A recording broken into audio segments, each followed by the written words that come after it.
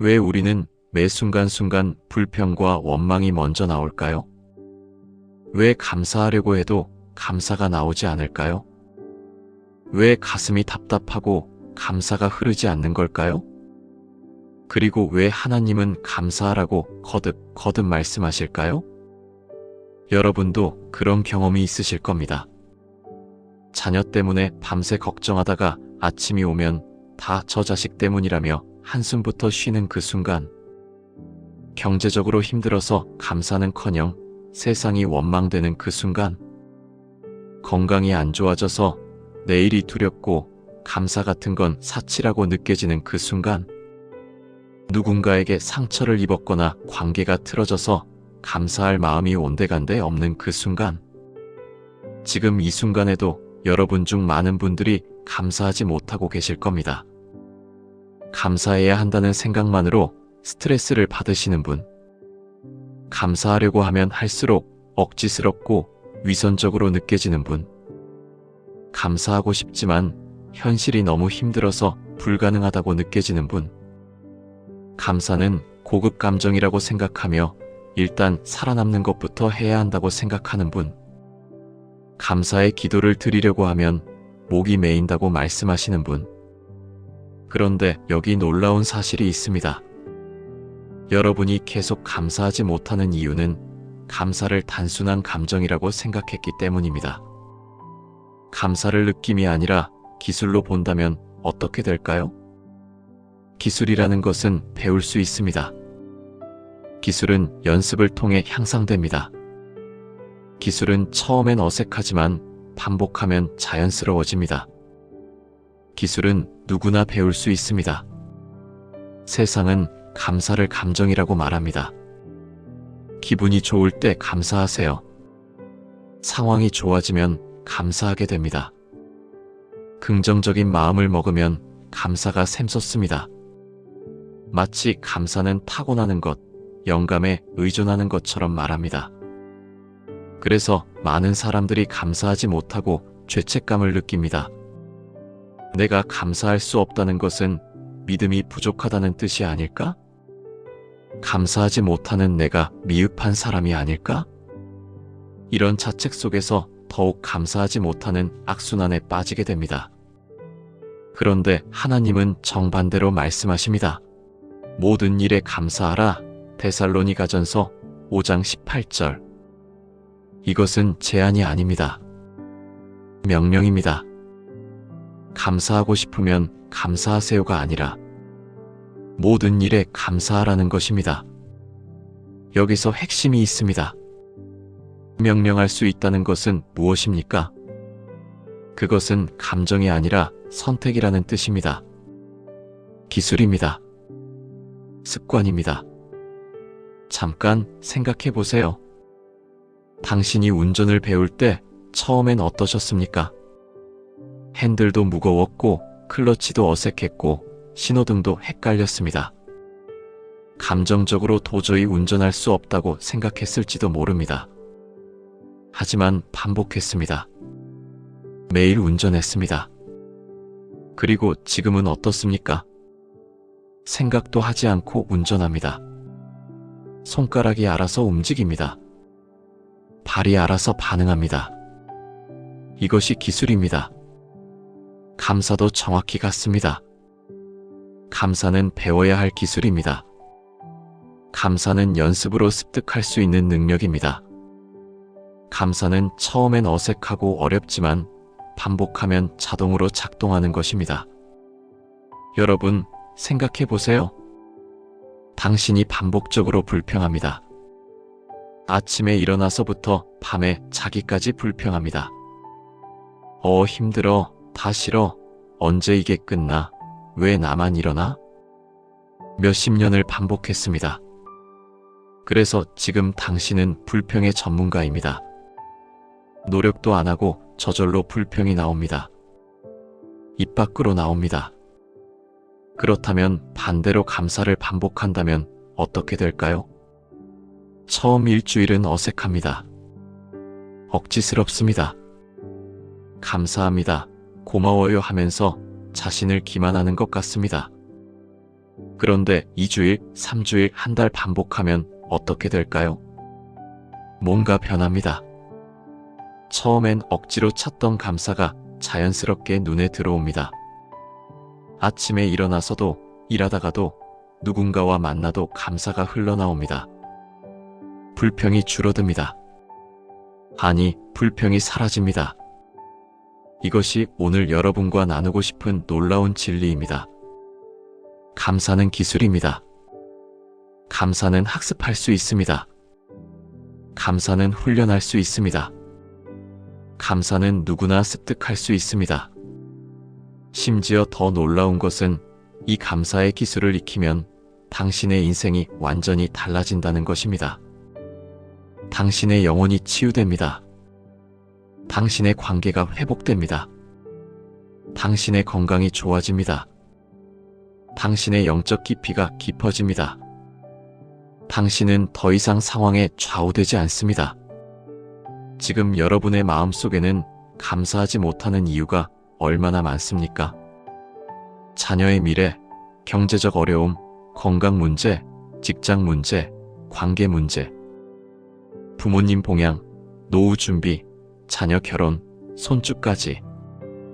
그리고 자신에 대한 실망, 과거에 대한 한, 미래에 대한 두려움. 쌓이고 쌓인 감사하지 못한 이유들이 가슴을 짓누르고 있지 않습니까? 어떤 분은 이렇게 말씀하실지도 모릅니다. 목사님, 감사의 기술이라고 하시지만 현실이 너무 힘듭니다. 감사하고 싶지만 감사할 것이 없는데요. 감사하면 내 문제가 해결됩니까? 감사가 정말 변화를 일으킵니까? 네, 충분히 이해합니다. 저도 목회하면서 감사하지 못했던 시간들이 얼마나 많았는지 모릅니다. 교회 재정 때문에 감사하기 어려웠습니다. 성도들의 문제 때문에 감사하기 힘들었습니다. 자녀들의 장래 때문에 감사가 사라졌습니다. 하지만 오늘 여러분께 확신을 가지고 말씀드립니다. 감사의 기술을 익히는 순간 당신은 변합니다. 감사의 기술을 연습하는 순간 당신의 영혼이 회복됩니다. 감사의 기술이 습관이 되는 순간 당신의 인생이 180도 바뀝니다. 이것은 종교적 이상주의가 아닙니다. 이것은 수천 년 동안 성도들이 실제로 경험한 영적 진리입니다. 수많은 사람들이 검증한 실제로 효과가 있는 기술입니다. 오늘 그 모든 불감사를 내려놓으시길 바랍니다. 그리고 감사의 기술을 배우실 준비가 되셨으면 좋겠습니다. 지금부터 여러분과 함께 나눌 7가지는 단순한 조언이 아닙니다. 이것은 당신의 인생을 바꿀 감사의 기술들입니다. 당신이 오늘부터 적용하면 내일부터 느낄 수 있는 변화들입니다. 준비되셨습니까? 그럼 첫 번째 기술부터 시작하겠습니다. 여러분, 우리가 감사를 기술로 배운다면 어디서부터 시작해야 할까요? 마치 악기를 배울 때 쉬운 곡부터 시작하듯이요. 마치 운동을 배울 때 기본 동작부터 시작하듯이요. 감사도 작은 것부터 시작해야 합니다. 하지만 여기서 우리가 놓치는 것이 있습니다. 우리는 큰 것을 감사하지 못해서 감사하지 못한다고 생각합니다. 자녀가 좋은 직장에 들어가면 감사할 텐데, 건강이 완전히 회복되면 감사할 텐데, 경제적으로 넉넉해지면 감사할 텐데, 우리는 항상 큰 것을 기다립니다. 그래서 지금 이 순간을 놓칩니다. 성경을 보십시오. 감사함으로 그 문에 들어가며 찬송함으로 그 궁에 들어가서 감사하라. 그를 감사하고 그 이름을 송축하라. 시편 100편 4절. 이 말씀을 주목해서 보세요. 감사함으로 그 문에 들어가며 하나님의 성전에 들어가는 순간 가장 먼저 해야 할 것이 무엇입니까? 거창한 중보기도입니까? 큰 소원을 빌기입니까? 아닙니다. 감사입니다. 그것도 그냥 감사가 아니라 감사함으로 문에 들어가는 것입니다. 여기 감사하다는 히브리어 야다흐입니다. 이 단어는 흥미롭습니다. 야는 손이라는 뜻이고 다흐는 던지다, 깨끗하게 하다라는 의미입니다. 직역하면 손을 던지다, 더 의역하면 손을 들다는 뜻입니다. 감사는 손을 드는 행동입니다. 항복입니다. 이제 내가 아니라 주님이 주인입니다라고 선언하는 것입니다. 이 모든 것이 내 것이 아니라 주님의 것입니다라는 깨달음입니다. 그런데 여기서 핵심을 놓치면 안 됩니다. 그 문에 들어가는 순간입니다. 방금 도착한 순간입니다. 아직 무엇을 기도할지, 뭘 빌 것인지 결정하기도 전입니다. 그냥 들어가는 순간 가장 먼저 감사를 선택하는 것입니다. 여러분, 생각해 보세요. 당신이 아침에 눈을 뜨는 순간 뭐가 먼저 떠오릅니까? 아, 피곤해. 오늘도 또 직장 가야 하나? 저 사람은 어떻게 할 거야? 돈은 또 어디서 나올까? 온갖 걱정과 불평이 먼저 떠오르지 않습니까? 그런데 감사의 기술 1번은 이것입니다. 당신이 눈을 뜨는 그 순간, 그것부터 감사하는 것입니다. 눈을 떴다는 것 자체가 감사입니다. 오늘도 숨을 쉰다는 것이 얼마나 귀한지요. 이 작은 것부터 감사하십시오. 실제 사례를 나누겠습니다. 제가 알고 있는 56세의 한 형제가 있습니다. 이름은 박진영 형제입니다. 그는 25년을 같은 회사에서 일한 직장인입니다.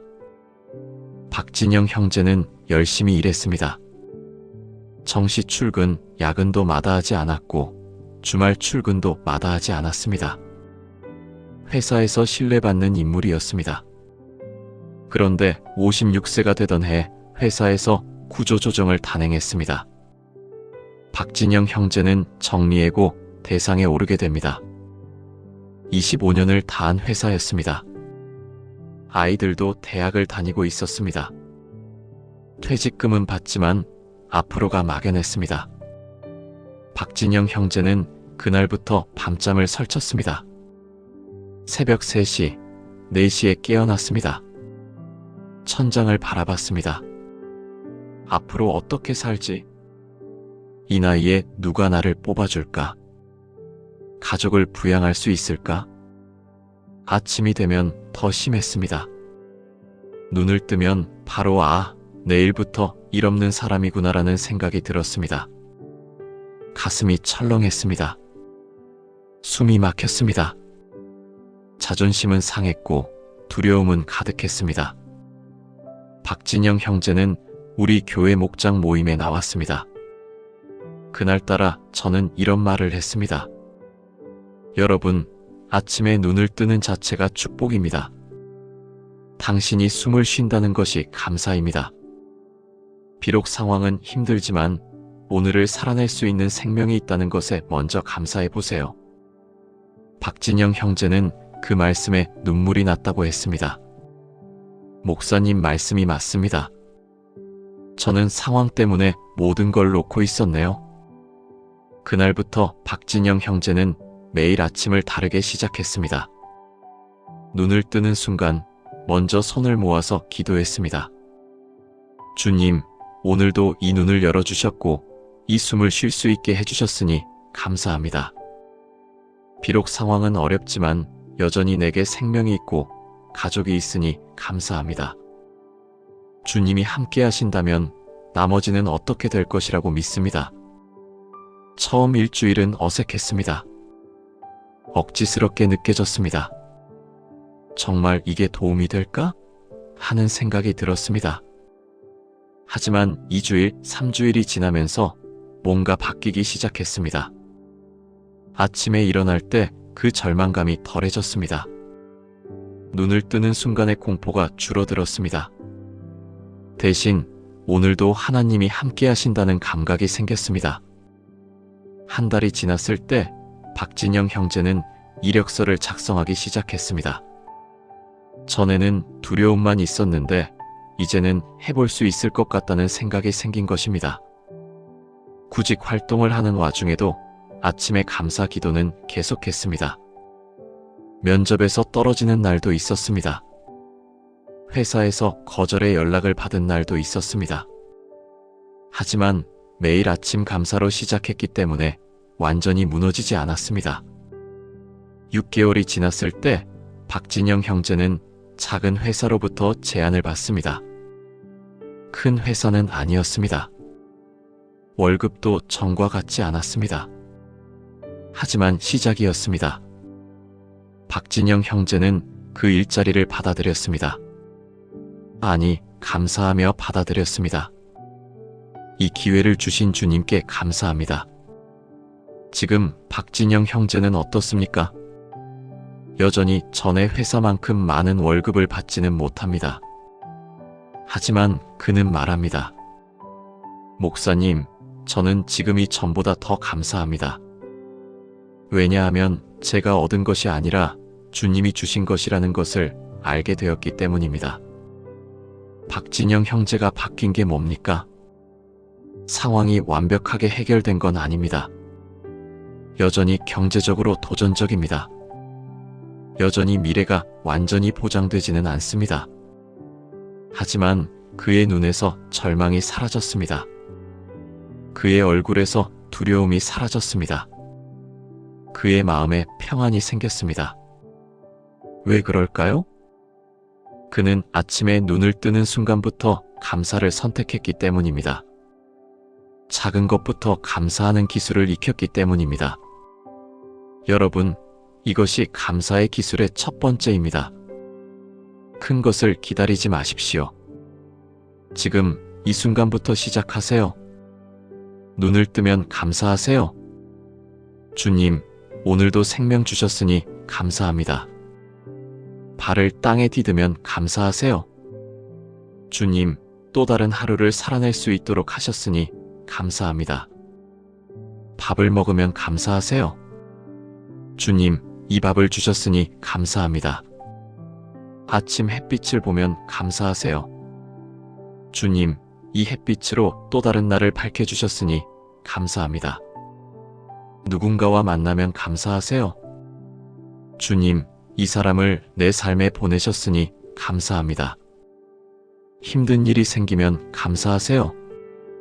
주님, 이 일을 통해 나를 더 단련하려 하시니 감사합니다. 지금 여러분의 마음속에는 감사하기 싫은 이유들이 많을 겁니다.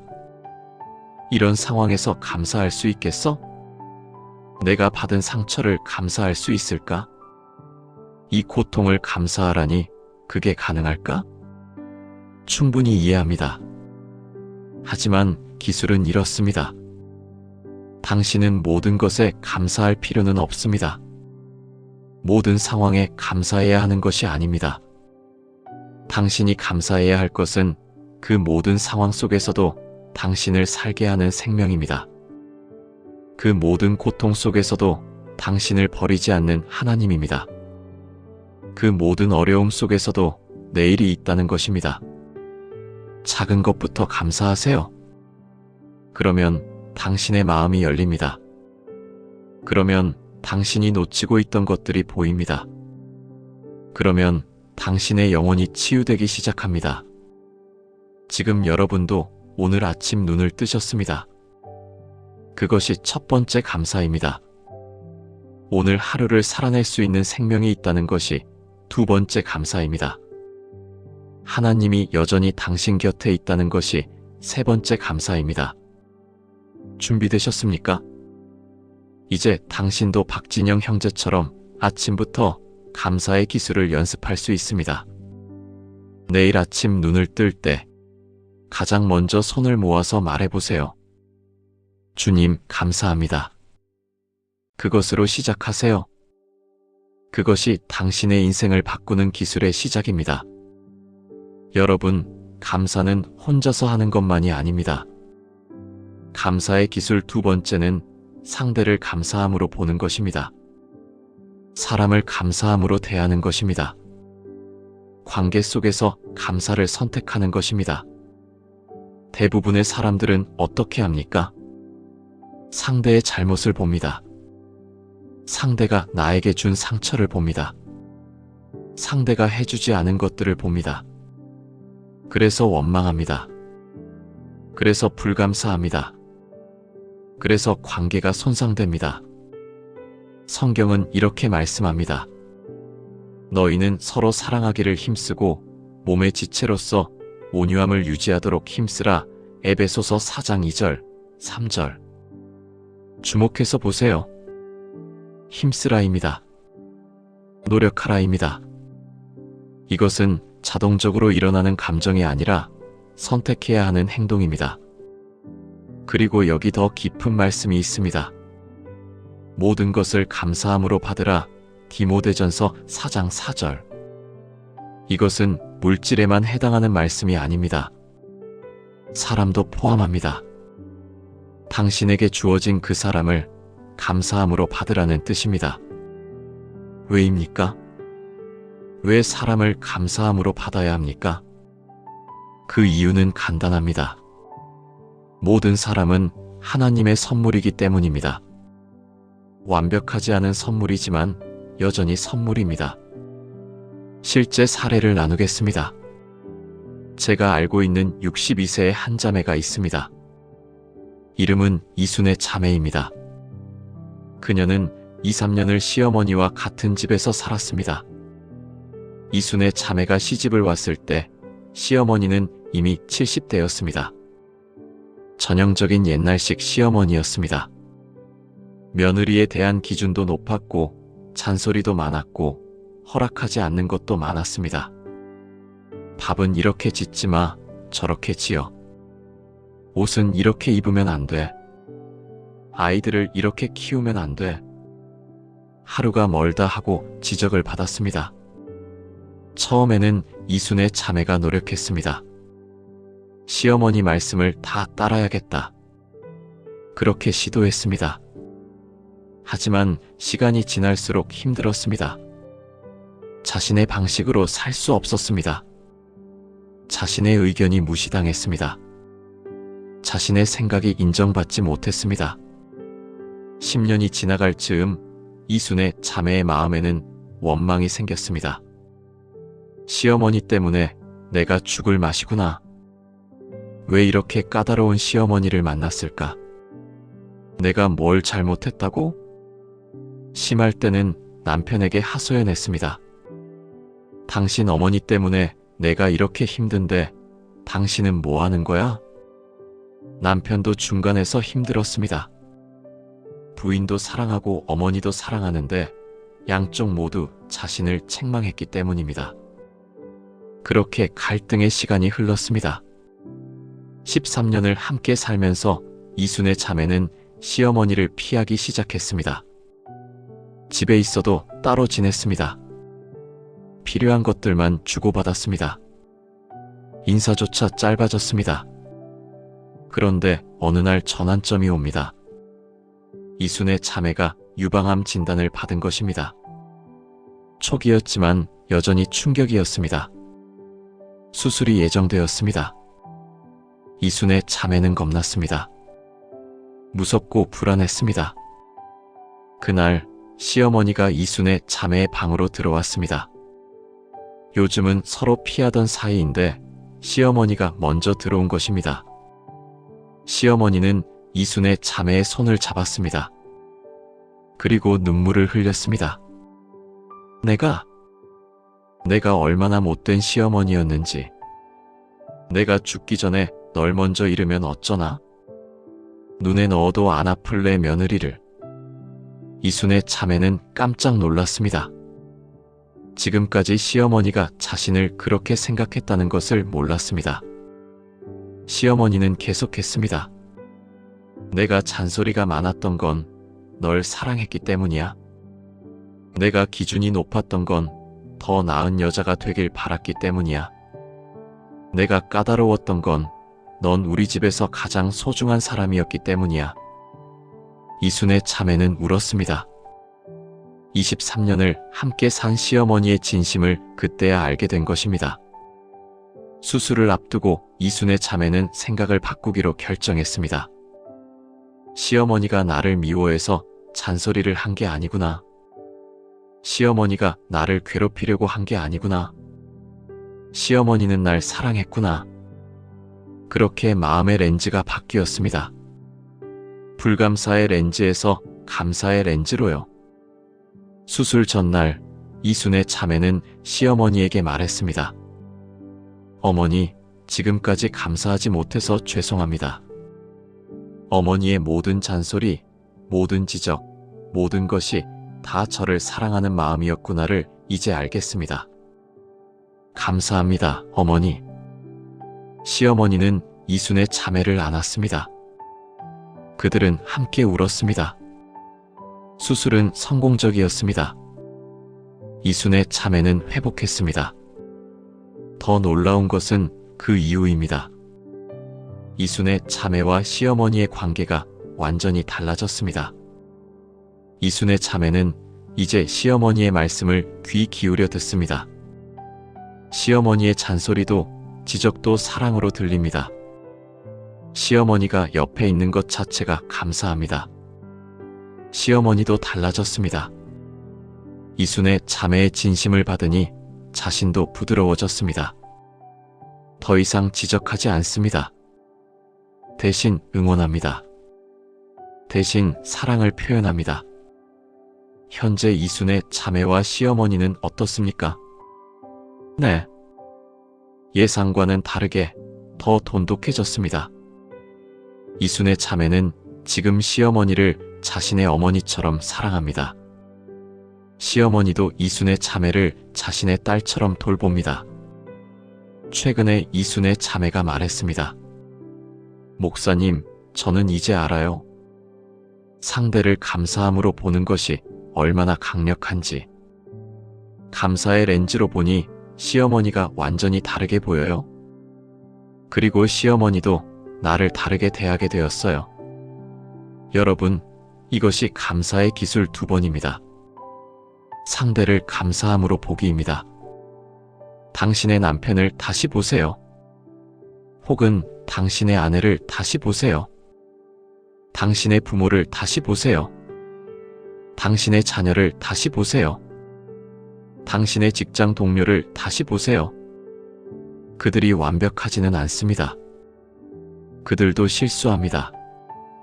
그들도 미안한 부분이 있습니다.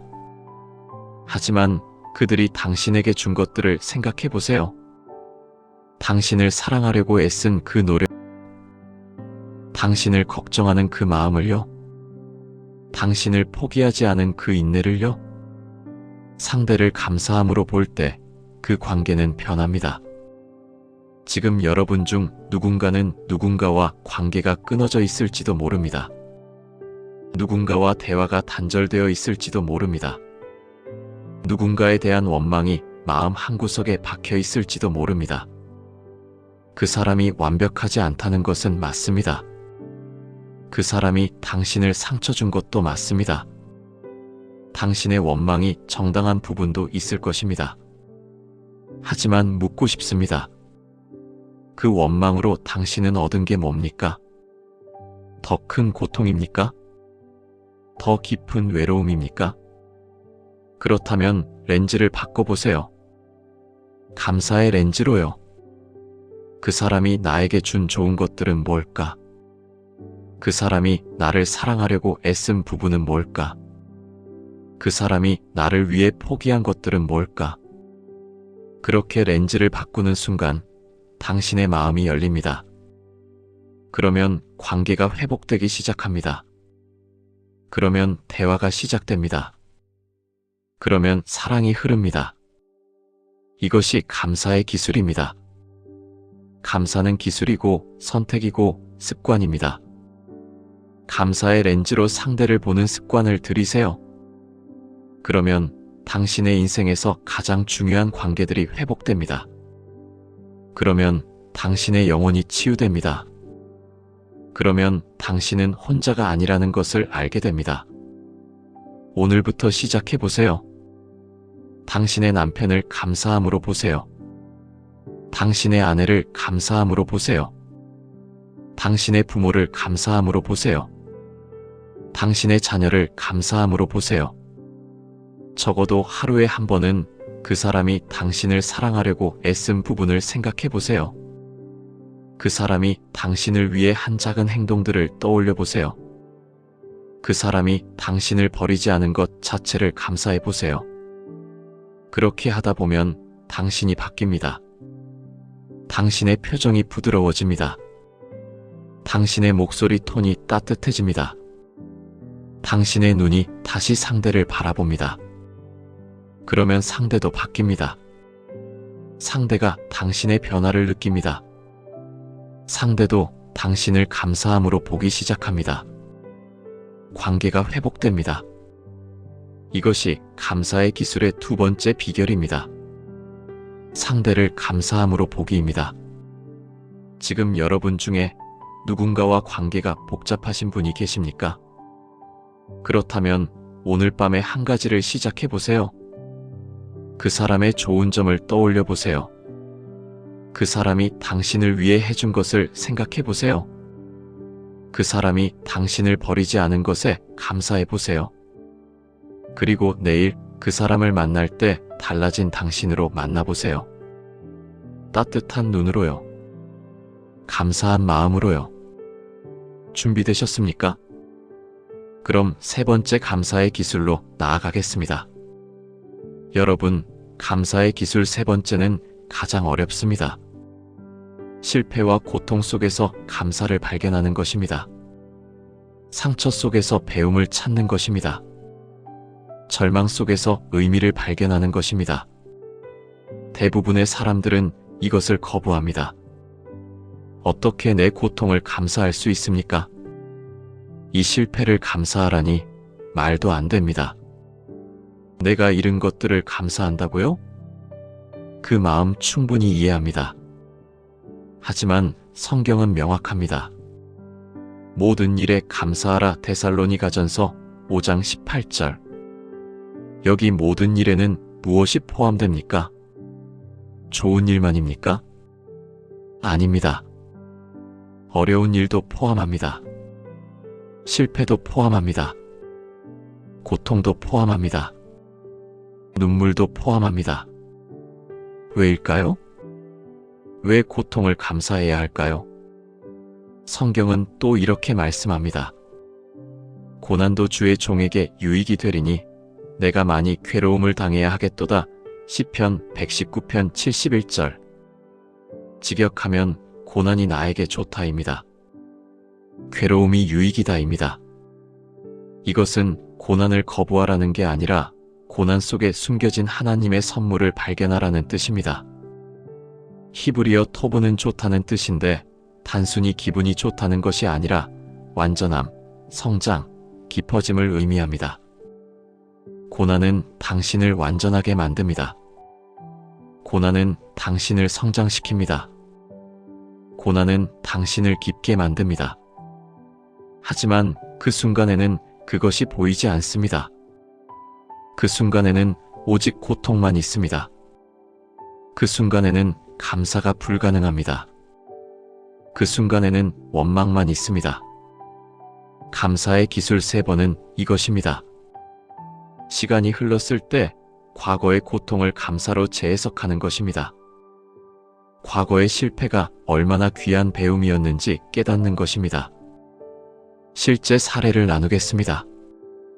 제가 알고 있는 64세의 한 형제가 있습니다. 이름은 김병수 형제입니다. 그는 30년을 사업가로 살아온 사람입니다. 김병수 형제는 성공한 사업가였습니다.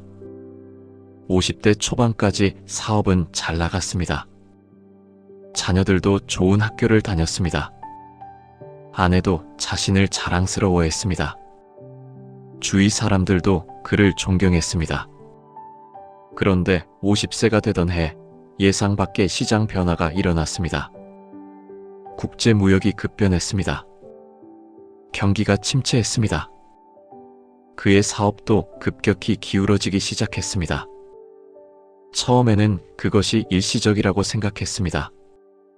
이건 잠깐이야. 다시 회복될 거야. 그렇게 생각했습니다. 하지만 1년이 지나도 2년이 지나도 회복되지 않았습니다. 오히려 더 악화되었습니다. 그는 돈을 더 투자했습니다.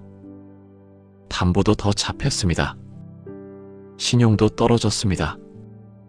3년이 지났을 때 결국 파산했습니다. 30년 동안 지은 사업이 순식간에 무너졌습니다. 그때 김병수 형제의 심정은 어땠을까요? 절망입니다. 자살까지 생각했습니다. 내가 이렇게 될 거라면 차라리 없는 게, 그런 극단적인 생각까지 했습니다. 당시 김병수 형제는 집에만 있었습니다. 아내를 보기가 미안했습니다. 자녀들을 보기가 민망했습니다. 친구들을 만나기가 싫었습니다. 더 이상 나는 존경받을 가치가 없다. 나는 실패자다. 그렇게 생각했습니다. 아내는 이 상황을 보며 다른 생각을 했습니다. 아내는 처음 몇 달은 함께 울었습니다. 경제적으로도 어려웠습니다. 앞으로가 막막했습니다. 하지만 어느 날 아내가 김병수 형제에게 말했습니다. 여보, 나한테 미안해하지 마세요. 당신이 파산했다고 해서, 당신이 실패했다고 해서 내가 당신을 포기하지 않을 거예요. 30년 동안 당신은 나와 아이들을 위해 열심히 일했어요. 그 모습 자체로 이미 충분해요. 그리고 아내는 덧붙였습니다. 이제 우리가 배우게 될 것들이 있을 거예요. 이 고통 속에서 우리가 정말 소중한 것들을 배우게 될 거예요. 그 말씀이 김병수 형제의 마음을 편하게 했습니다. 아내의 격려로 김병수 형제는 일어났습니다. 파산 이후 다시 일자리를 찾았습니다. 55세에 새로운 회사에 들어갔습니다. 월급은 전과 비교할 수 없었습니다. 하지만 그는 감사했습니다. 새로운 직장에서 김병수 형제는 달랐습니다. 사업가일 때와는 완전히 다른 마음이었습니다. 낮은 위치에서 배우는 마음이었습니다. 함께 일하는 동료를 존중하는 마음이었습니다. 자신의 한계를 인정하는 겸손이었습니다. 그렇게 10년이 흘렀습니다. 지금 김병수 형제는 64세입니다. 최근에 저는 김병수 형제를 만났습니다. 그는 이렇게 말했습니다. 목사님, 저는 지금 알아요. 당시엔 정말 힘들었어요. 죽음도 생각했어요. 하지만 그 경험이 없었다면 저는 지금도 여전히 자존심만 높은 사람이었을 거예요. 자기 능력에만 의존하고 남을 무시하고 돈을 최고의 가치로 여기는 사람 말이에요. 그리고 계속했습니다. 그 고통을 통해서 저는 배웠어요. 진짜 중요한 것은 돈이 아니라 사람이라는 것을. 진짜 성공이 아니라 어떻게 사는지가 중요하다는 것을. 아내와 자녀의 사랑이 얼마나 귀한지를. 동료들과의 신뢰가 얼마나 소중한지를. 김병수 형제는 눈물로 이렇게 말했습니다. 목사님, 저는 이제 그 파산이 나의 가장 큰 축복이었다고 말할 수 있어요. 만약 다시 그 시간으로 돌아가서 파산을 피할 수 있다고 해도 저는 그렇게 하지 않을 거예요. 왜냐하면 그 고통이 나를 만들었거든요. 여러분, 생각해 보세요. 당신의 인생의 가장 큰 실패가 언제였습니까? 가장 깊은 고통이 언제였습니까? 가장 절망했던 때가 언제였습니까? 그때 당신은 그것을 감사할 수 없었습니다. 그때는 오직 고통만 있었습니다. 그때는 왜 나한테만 이런 일이 일어나는지 원망만 했습니다. 하지만 시간이 지났습니다. 지금 이 순간 되돌아보면 어떻습니까? 그 경험이 당신을 어떻게 변화시켰습니까? 당신은 그것을 통해 무엇을 배웠습니까? 그 실패가 없었다면 당신은 지금 누였을까요? 그 고통이 없었다면 당신의 영혼은 지금 어느 정도까지 성장했을까요?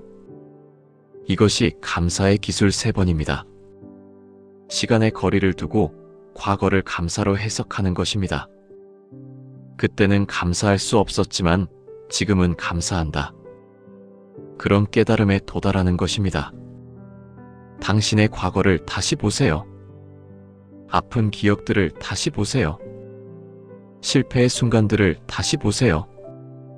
상처의 기간들을 다시 보세요. 그것들이 당신을 완전하게 만들지 않았습니까? 그것들이 당신을 깊게 만들지 않았습니까? 그것들이 당신을 강하게 만들지 않았습니까? 그것들이 당신의 공감력을 높이지 않았습니까? 그렇다면 그것도 감사입니다. 완전하지 않은 감사이지만 진정한 감사입니다. 그것이 현재의 당신을 만들었습니다. 지금 여러분 중에 현재 고통 속에 있는 분이 계실 겁니다. 현재 실패를 경험하고 계신 분이 계실 겁니다. 현재 절망 속에서 헤매고 계신 분이 계실 겁니다. 저는 당신에게 말씀드립니다. 지금은 감사할 수 없습니다. 지금은 고통이 느껴질 겁니다. 지금은 원망이 있을 겁니다. 그것이 정상입니다. 하지만 기억하세요. 이 고통도 지나갈 것입니다. 이 실패도 당신의 과거가 될 것입니다.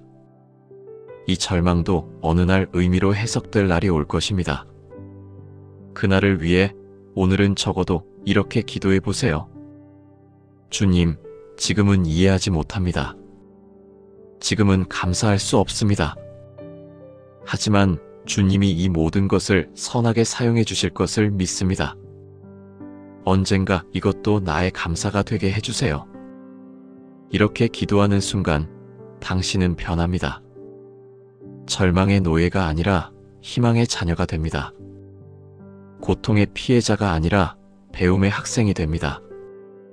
원망의 사람이 아니라 신뢰의 사람이 됩니다.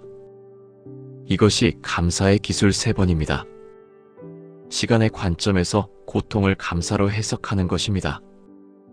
당신의 과거가 모두 아름답지는 않을 수 있습니다. 하지만 당신의 과거는 모두 의미가 있습니다. 당신의 과거는 모두 당신을 만들었습니다. 당신의 과거는 모두 감사의 대상입니다. 오늘부터 이렇게 생각해 보세요. 지금의 내 고통도 언젠가는 나의 감사가 될 것이다. 지금의 내 실패도 언젠가는 나의 배움이 될 것이다. 지금의 내 절망도 언젠가는 나의 강함이 될 것이다. 그렇게 생각하는 순간 당신의 현재가 달라집니다. 당신은 더 이상 고통에 갇혀 있지 않습니다. 당신은 희망을 봅니다. 당신은 미래를 봅니다. 당신은 감사를 봅니다. 준비되셨습니까? 그럼 4번째 감사의 기술로 나아가겠습니다. 여러분, 감사의 기술 4번째는 현대인들에게 가장 필요한 것입니다. 비교를 멈추고 내 것에 감사하는 것입니다. 남의 것을 보지 말고 내 것을 보는 것입니다. 남의 삶에 연연하지 말고 내 삶을 소중히 여기는 것입니다. 우리는 끊임없이 비교합니다. 자신도 모르게 비교합니다. 의도하지 않아도 비교가 됩니다. 저 사람은 자녀가 좋은 직장에 들어갔는데 우리 아이는, 저 친구는 남편이 아직도 젊어 보이는데 내 남편은, 저분은 할아버지, 할머니가 되어도 여행도 다니고 활동적인데 난, 저 자매는 교회 사역도 하고 인정받는데 나는. 비교는 시작되면 멈추지 않습니다. 한 가지 비교가 끝나면 또 다른 비교가 시작됩니다. 자신도 모르게 우리는 남과의 비교 속에서 살아갑니다. 그리고 비교의 끝은 항상 같습니다. 불감사입니다. 내가 받은 것은 너무 적다. 남들은 다 갖춘 것을 왜 나는 못 갖췄나? 내 인생은 왜 이렇게 초라한가?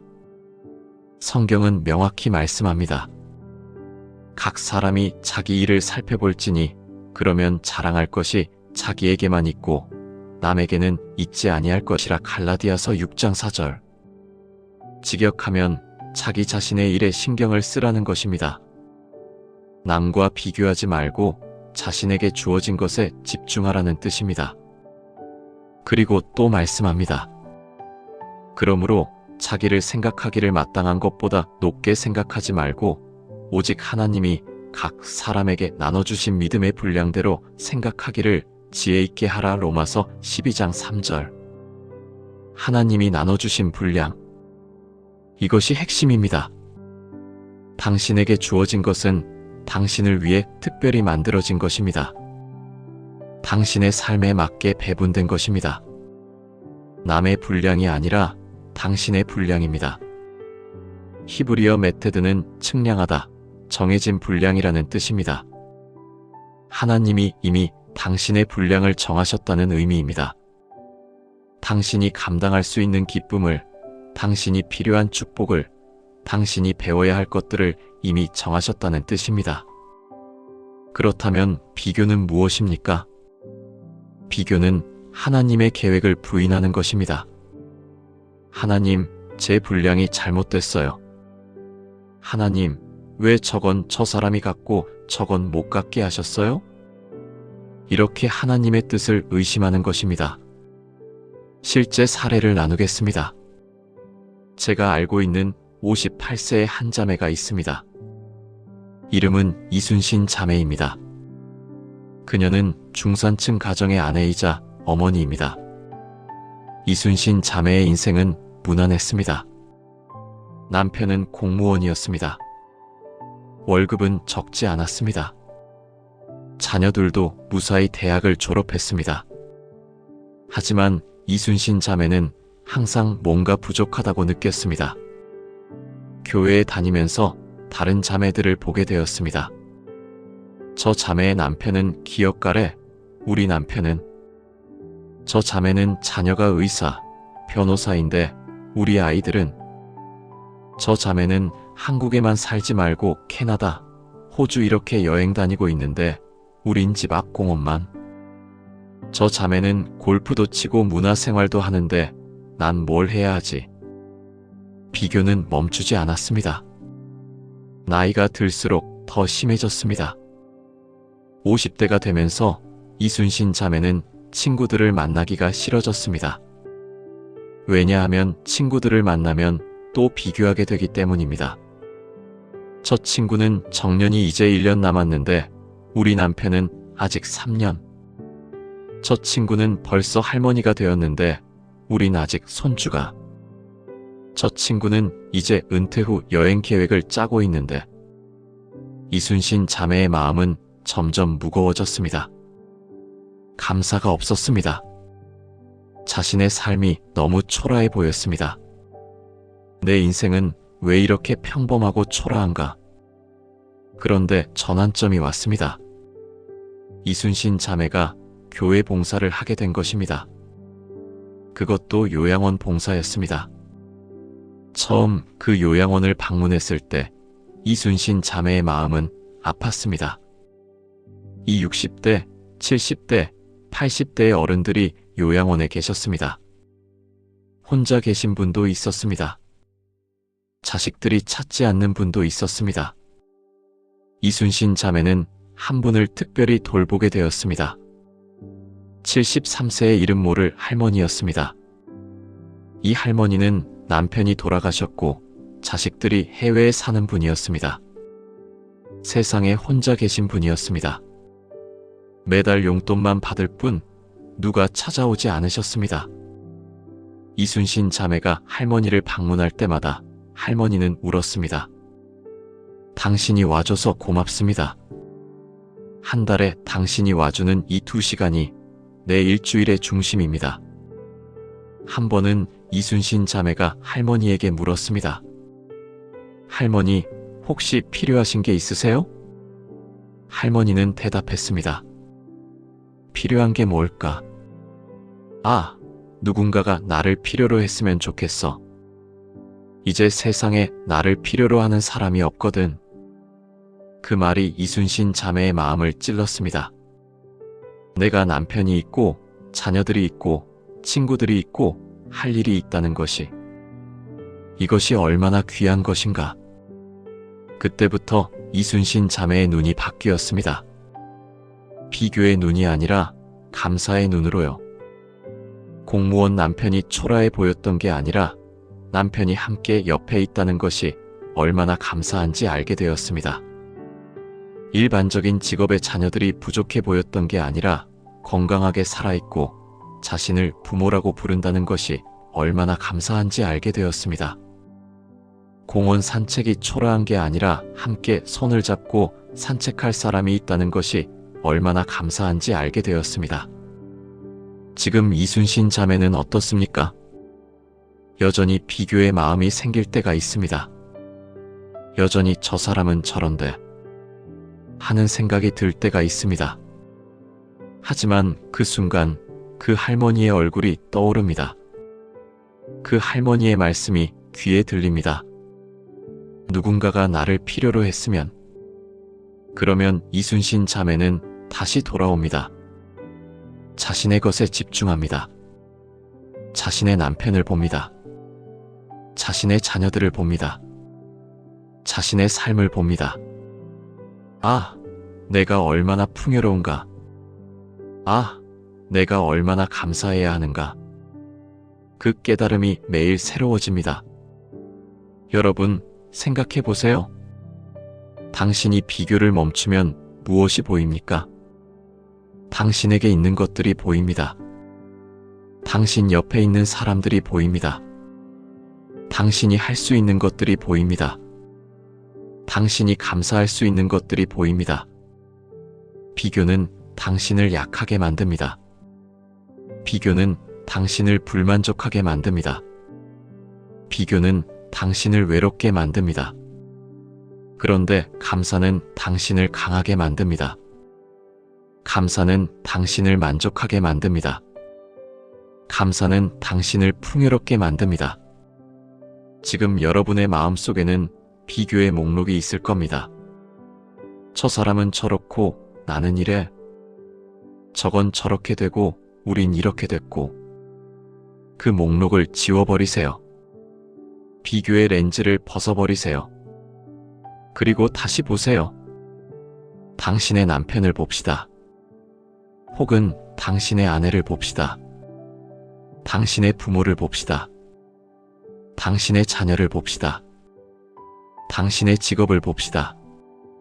당신의 건강을 봅시다. 당신의 인생을 봅시다. 남과 다를 수 있습니다. 남보다 부족할 수 있습니다. 남보다 덜 화려할 수 있습니다. 하지만 당신의 것입니다. 당신을 위해 주어진 것입니다. 당신의 분량입니다. 그렇다면 그것으로 충분합니다. 그것이 감사입니다. 감사의 기술 네 번째는 이것입니다. 비교를 멈추고 내 것에 집중하는 것입니다. 남의 것을 보지 말고 내 것을 소중히 여기는 것입니다. 오늘부터 시작하세요. 비교의 생각이 들 때마다 멈추세요. 그리고 당신의 것을 봅시다. 당신 옆에 있는 사람을 봅시다. 당신이 가진 것을 봅시다. 그러면 당신의 인생이 달라집니다. 불만족에서 만족으로 변합니다. 공허함에서 충만함으로 변합니다. 외로움에서 따뜻함으로 변합니다. 이것이 감사의 기술입니다. 이것이 당신의 인생을 바꾸는 방법입니다. 준비되셨습니까? 그럼 다섯 번째 감사의 기술로 나아가겠습니다. 여러분, 감사의 기술 다섯 번째는 감사를 말로 표현하는 것입니다. 감사를 마음속에만 간직하지 말고 입으로 고백하는 것입니다. 감사를 생각만 하지 말고 말로 표현하는 것입니다. 감사를 행동으로 보여주는 것입니다. 많은 사람들이 감사를 합니다. 하지만 혼자 합니다. 조용히 합니다. 남에게는 표현하지 않습니다. 그런데 성경은 이렇게 말씀합니다. 여호와의 구속함을 받은 자들을 말할지어다. 시편 107편 2절. 말할지어다. 이것은 고백하라, 증거하라, 표현하라는 뜻입니다. 감사를 입으로 말해야 한다는 뜻입니다. 또 말씀합니다. 그리스도의 말씀이 너희 속에 풍성하게 거하여 모든 지혜로 피차 공개하며 시와 찬송과 신령한 노래를 부르며 감사하는 마음으로 하나님을 찬양하고.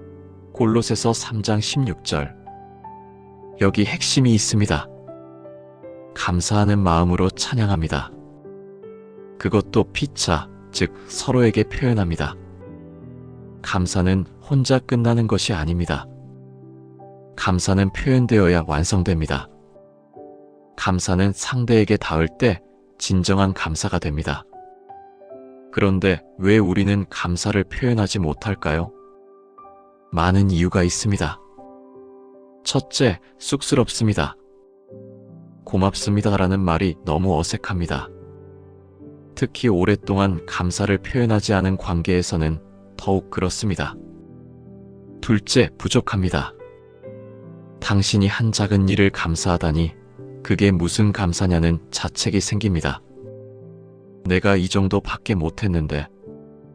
셋째, 습관이 없습니다.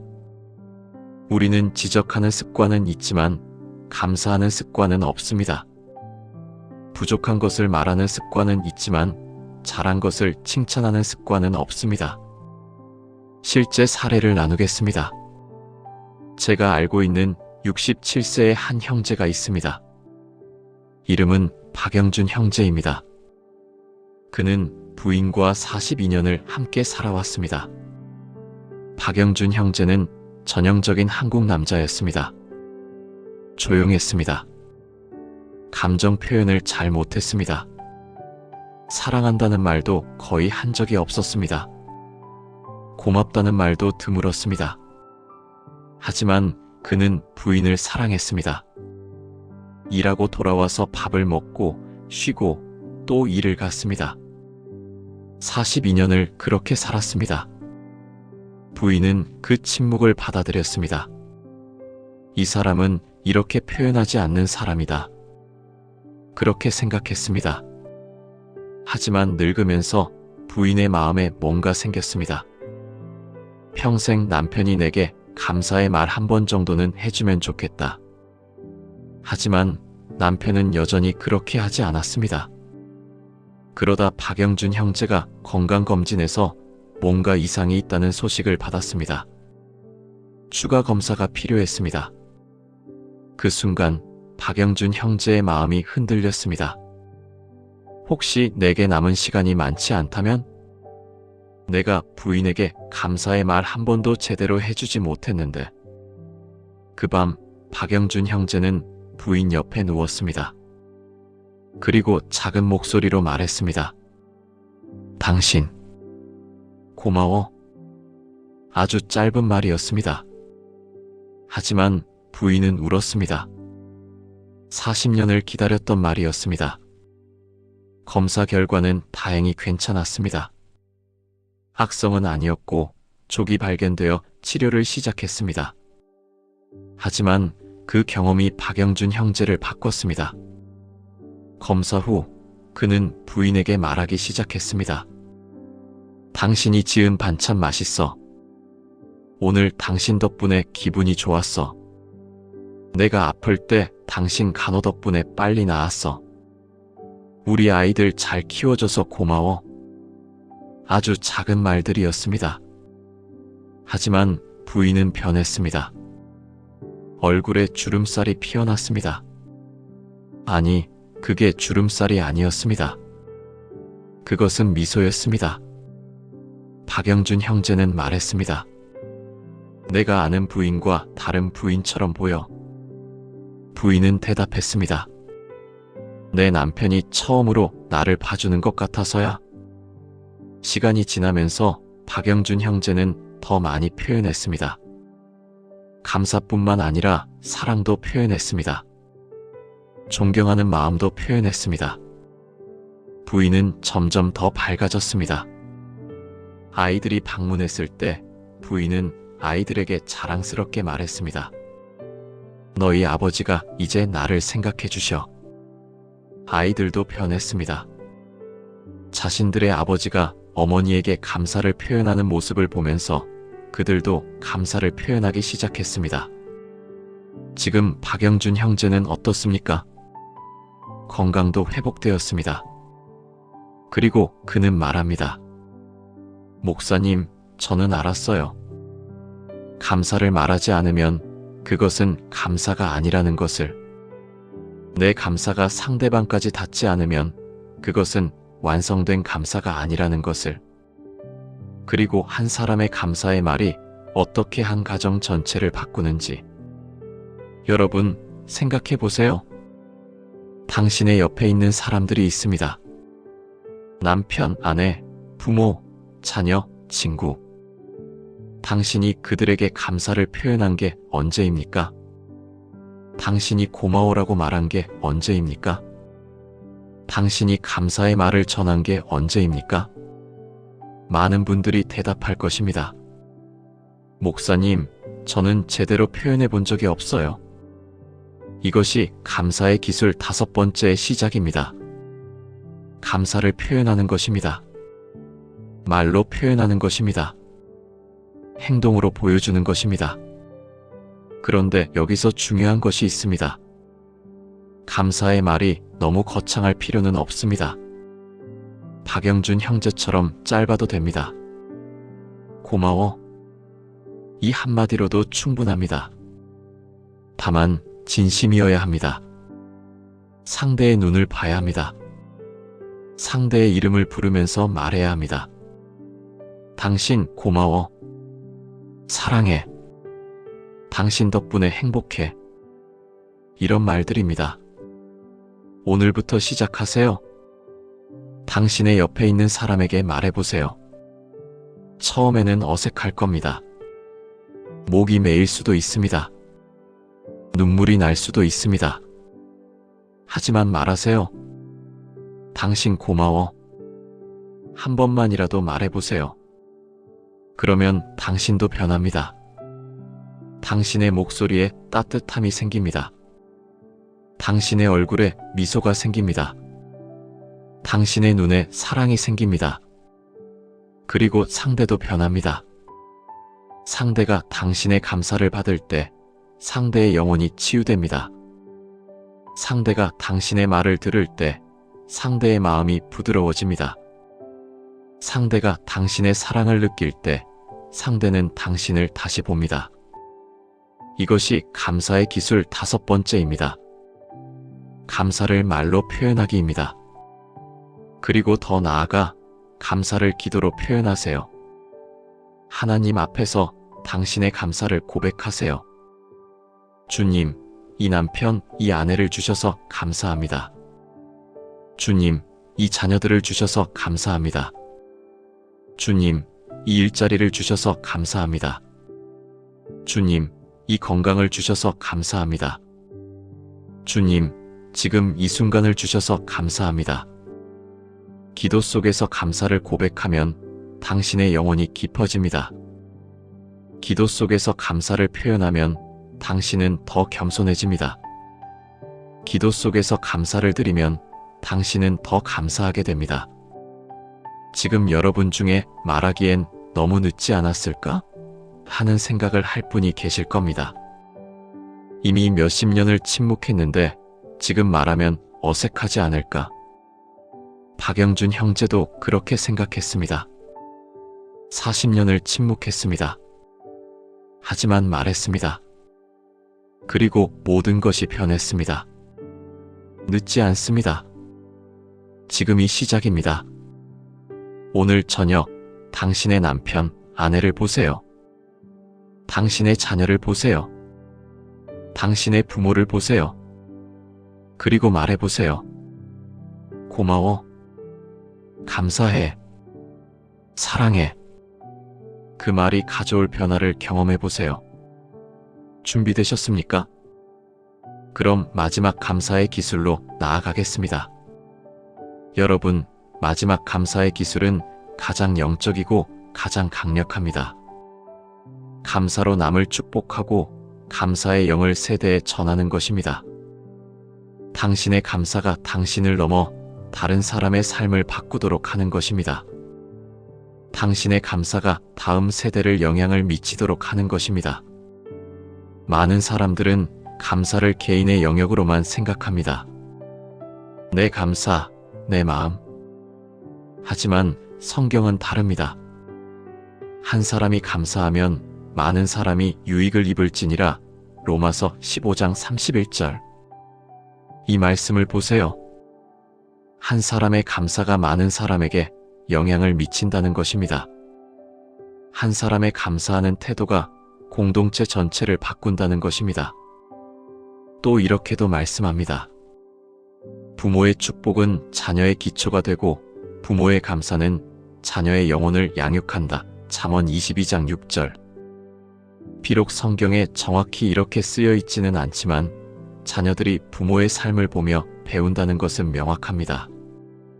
자녀들이 부모의 태도, 부모의 말, 부모의 선택을 보며 자신들의 영혼을 형성한다는 것입니다. 부모가 감사하는 모습을 보면 자녀도 감사하게 됩니다. 부모가 불평하는 모습을 보면 자녀도 불평하게 됩니다. 부모가 감사를 표현하면 자녀도 표현하게 됩니다. 이것이 세대를 잇는 영혼의 유산입니다. 실제 사례를 나누겠습니다. 제가 알고 있는 64세의 한 할머니가 있습니다. 이름은 정민정 자매입니다. 그녀는 3자녀와 7 손주를 둔 할머니입니다. 정민정 자매의 인생은 순탄하지 않았습니다. 남편은 정민정 자매가 50대일 때 갑자기 뇌졸중으로 쓰러졌습니다. 5년을 병간호하다가 남편은 결국 하나님 나라로 갔습니다. 그 이후 정민정 자매는 혼자였습니다. 연금은 적었습니다. 남편이 남긴 빚도 있었습니다. 자녀들도 각자 가정을 이루고 있었기에 크게 도와줄 수 없었습니다. 그때부터 정민정 자매의 인생은 척박했습니다. 경제적으로 어려웠습니다. 육체적으로도 힘들었습니다. 영혼적으로도 지쳐 있었습니다. 그런데 정민정 자매는 교회에 나갔습니다.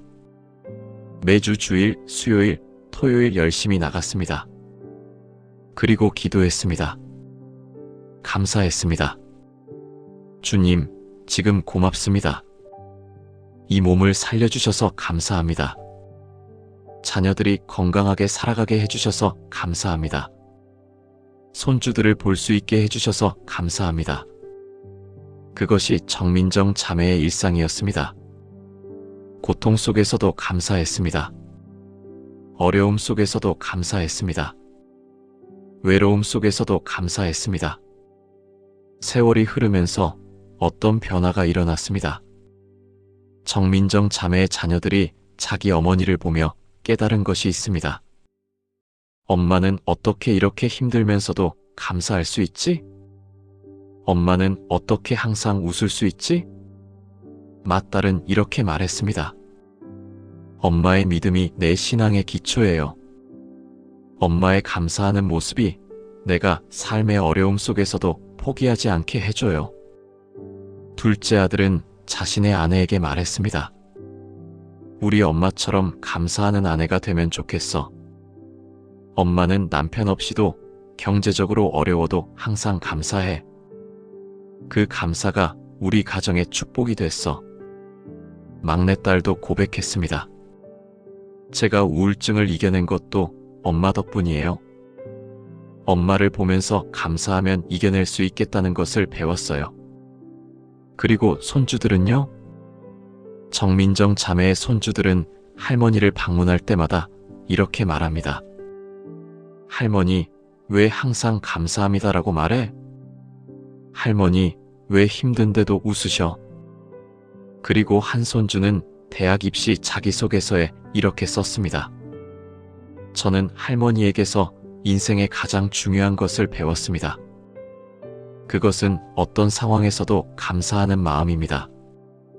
할머니는 저에게 더 큰 부를 주신 것보다 더 깊은 영을 주셨습니다. 이 손주는 결국 대학에 합격했습니다. 그리고 지원 이유를 밝혔습니다. 저는 할머니처럼 감사하면서 살고 싶습니다. 정민정 자매의 감사는 멈추지 않았습니다. 그것은 자녀들에게 전해졌습니다. 손주들에게 전해졌습니다. 그 손주들이 자신들의 자녀들에게 전할 것입니다. 이것이 감사의 기술 6번째입니다. 감사는 당신을 넘어갑니다. 감사는 세대를 흐릅니다. 감사는 불씨처럼 전해집니다. 여러분, 생각해 보세요. 당신의 부모가 감사했던 모습이 있습니까? 당신의 부모가 어려움 속에서도 감사했던 순간이 있습니까? 그것이 당신에게 어떤 영향을 미쳤습니까? 부모의 감사하는 모습이 있었던 자녀들은 다릅니다. 그들은 문제 앞에서 절망하지 않습니다. 그들은 어려움 앞에서 포기하지 않습니다. 그들은 고통 속에서도 의미를 발견합니다. 그것은 부모의 감사에서 온 영혼의 유산입니다. 지금 여러분 중에 자녀가 있는 분들이 계실 겁니다. 혹은 손주가 있는 분들이 계실 겁니다. 당신이 지금 감사하는 모습을 그들이 봅니다. 당신이 어려움 속에서도 감사하는 모습을 그들이 봅니다. 당신이 남을 감사함으로 대하는 모습을 그들이 봅니다. 그것이 당신의 후손들의 영혼을 양육합니다. 그것이 다음 세대의 기초가 됩니다. 그것이 가정의 축복이 됩니다. 그리고 더 나아가 당신의 감사가 당신의 가정을 넘어갑니다. 당신의 감사가 당신의 이웃을 축복합니다. 당신이 감사하는 모습이 당신의 직장 동료를 영감을 줍니다. 당신이 감사를 표현하는 모습이 당신 주변 사람들을 변화시킵니다. 감사는 전염됩니다. 긍정적인 바이러스처럼 감사는 퍼집니다. 한 사람의 감사가 많은 사람을 변화시킵니다. 오늘부터 이렇게 생각해 보세요. 내 감사가 나의 자녀를 어떻게 영향을 미칠까? 내 감사가 내 손주의 영혼을 어떻게 형성할까? 내 감사가 내 직장 동료들을 어떻게 변화시킬까? 내 감사가 내 이웃을 어떻게 축복할까? 그렇게 생각하면 당신의 감사가 달라집니다. 단순한 개인의 감사에서 영혼의 유산으로 변합니다. 단순한 말에서 축복의 말로 변합니다. 단순한 태도에서 영적 영향력으로 변합니다. 감사의 기술 6번째는 이것입니다. 당신의 감사로 남을 축복하는 것입니다. 당신의 감사로 다음 세대를 인도하는 것입니다. 당신의 감사가 영혼의 유산이 되도록 하는 것입니다. 지금 이 순간 당신의 감사가 누군가를 관찰하고 있습니다. 당신의 자녀가 봅니다. 당신의 손주가 봅니다. 당신의 직장 동료가 봅니다. 당신의 이웃이 봅니다. 저 사람은 어떻게 이렇게 감사할 수 있을까?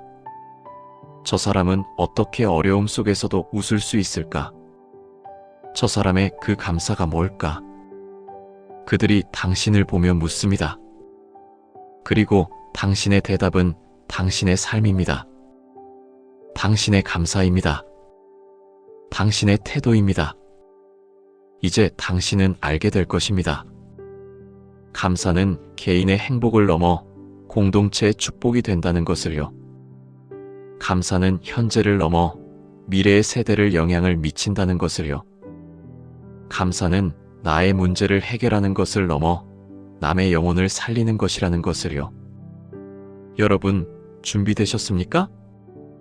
이제 당신의 감사가 누군가의 영혼을 바꾼다는 것을 알고 살아가실 준비 말입니다. 당신의 감사가 세대를 이을 것입니다. 당신의 감사가 영혼의 유산이 될 것입니다. 당신의 감사가 하나님 나라를 세울 것입니다. 이것으로 여러분과 나눈 감사의 기술 6가지가 완성되었습니다. 이제 마지막으로 이 모든 것을 정리하고 축복으로 마치겠습니다. 여러분, 우리가 함께 나눈 시간입니다.